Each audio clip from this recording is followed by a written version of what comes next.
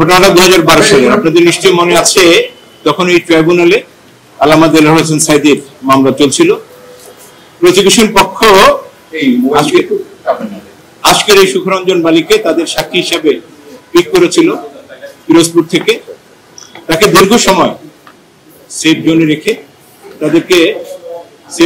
সাক্ষী দেওয়ার জন্য, আল্লামা দেলোয়ার হোসেন সাঈদীর বিরুদ্ধে সাক্ষী দেওয়ার জন্য তাকে নানানভাবে প্রেশার ক্রিয়েট করছিল, তাকে হেনস্থা করছিল, তাকে শারীরিকভাবে লাঞ্ছনা করছিল। কিন্তু কোনোভাবেই যেহেতু উনি বলেছেন, আপনারা একটা জিনিস খেয়াল করে নিশ্চয়ই শুনেছেন, উনি বলেছে যে ওনার ভাইকে যেদিন মেরেছে উনি এবং ওনার মা প্রত্যক্ষ সাক্ষী দেখেছেন।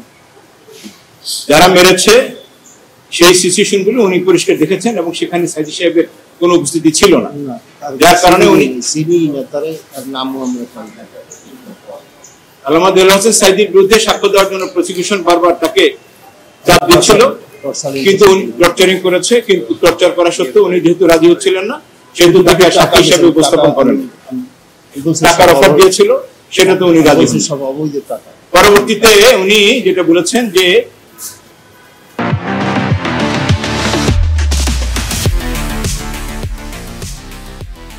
আল্লামা দেলোয়ার হোসেন সাঈদী যেহেতু উনি এখানে আসামি ছিলেন, তার ছেলের সাথে যোগাযোগ করেছেন।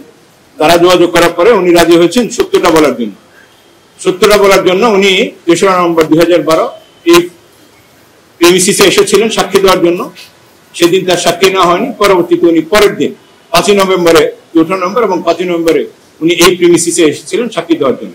আজকের যে জায়গায় আমরা দাঁড়িয়ে কথা বলছি, আল্লামা দেলোয়ার হোসেন সাঈদীর পুত্র মাসুদ সাঈদী সহ আমাদের আজকের প্রসিকিউটর অ্যাডভোকেট মিজানুল ইসলাম সাহেব সহ দুটি ভিন্ন ভিন্ন গাড়িতে ওনারা ঢুকছিলেন এখানে। সেই দিনে সেই দৃশ্যটা ছিল এই যে ওনারা যখন গেট পাস দিয়ে ঢুকছিলেন, তখনই সাদা পোশাকধারী একদল পুলিশ তাদের গাড়িতে ঘিরে ধরে তাকে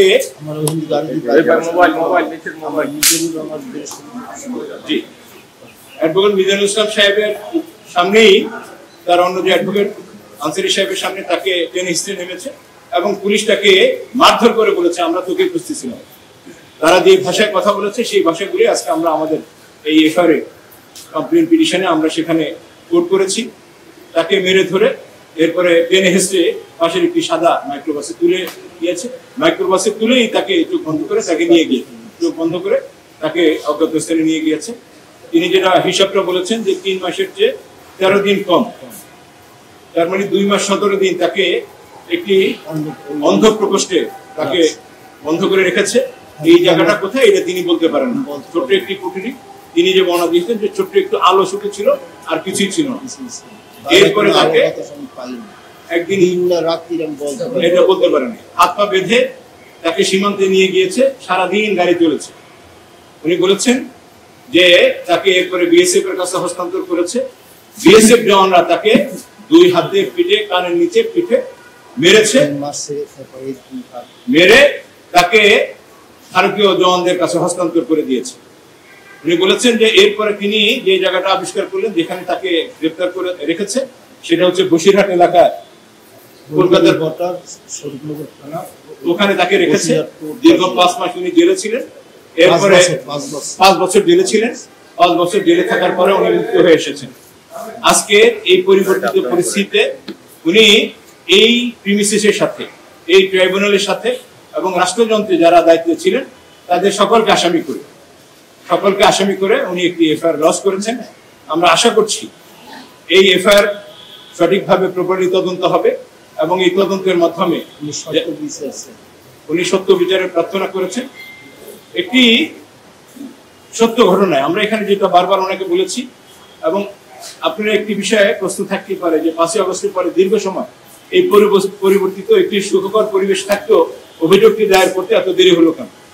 এখানে আমরা সেটারও একটি কারণ উল্লেখ করেছি যে আসলে সবকিছু মিলে এই ঘটনার সাথে যারা জড়িত ছিল তৎকালীন সময় যারা এই ঘটনায়, বিশেষ করে পিরোজপুরের যে প্রসিকিউশন টিম, পিরোজপুরের যে তদন্ত সংস্থা, পিরোজপুরের যে প্রশাসন, অ্যাজ ওয়েল অ্যাজ এই ট্রাইব্যুনালের সাথে যারা সংশ্লিষ্ট ছিলেন, দায়িত্বে ছিলেন এবং যেখান থেকে এই অর্ডারটি এসেছিল, যে এই ওহিটি যেখান থেকে নাজিল হয়েছিল, এর সাথে রাষ্ট্রের সর্বোচ্চ পর্যায়ে যারা জড়িত ছিলেন সকলকে আইডেন্টিফাই করতেই আমাদের এই সময়টি লেগেছে এবং এই সবকিছু মিলেই এই সত্য ঘটনা ইনকোয়ারির মাধ্যমে আমরা সবকিছু জেনে এরপরে এসে আজকে অপরাধ ট্রাইব্যুনালে আমরা এই মামলাটি দায়ের করলাম। আমরা আশা করছি আমরা এখানে 1 নম্বর আসামি করেছি শেখ হাসিনাকে, তিনি এই রাষ্ট্রযন্ত্রের প্রধান ছিলেন। আমরা সুরেন্দ্র কুমার সিনহা, আপনারা নিশ্চয়ই জানেন, একটি কথা মনে আছে যে এসকেপি কেলেঙ্কারির সময় যে বিষয়টি ছিল যে কোন একজন বিচারপতিকে, এই ট্রাইব্যুনালের চেয়ারম্যানকে, যাকে আমরা 3 নম্বর আসামি করেছি, যাকে উনি নির্দেশনা দিয়েছিলেন এই ঘটনার সাথে আমরা যেটুকু তথ্যপত্র পেয়েছি, উনি যেহেতু সরাসরি জড়িত ছিলেন, সুরেন্দ্র কুমার সিনহা সাবেক প্রধান বিচারপতি, তাকে আমরা 2 নম্বর আসামি করেছি। নিজামুল হক নাসিম, যিনি চেয়ারম্যান ছিলেন, তাকে আমরা 3 নম্বর আসামি করেছি। 4 নম্বর আসামি করেছি শফিক আহমেদ সাহেবকে, তিনি এই টোটাল এই মিথ্যা সাক্ষ্য এবং মিথ্যা মামলার মাস্টার মাইন্ড ছিলেন, তাকে করেছি। আমরা কামরুল ইসলাম সাহেবকে করেছি, যিনি ওই সময় আইন প্রতিমন্ত্রী ছিলেন। বিচারপতি এটিএম ফজলে কবির সাহেবকে আমরা আসামি করেছি।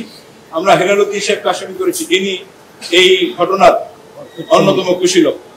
আমরা একে মোবাইল সাহেব সহ সৈয়দ হায়দার আলী, যারা রানা দাশগুপ্ত, সৈয়দ সানাহুল হক, যারা এখানে প্রসিকিউটর ছিলেন, যারা এই বিষয়টিকে জি আমরা এখানে মোট 32 জনকে আমরা স্পেসিফিক নাম উল্লেখ করেছি। এছাড়াও আসামি যারা আছেন তদন্তে নিশ্চয়ই তাদের নামটি বের হয়ে আসে।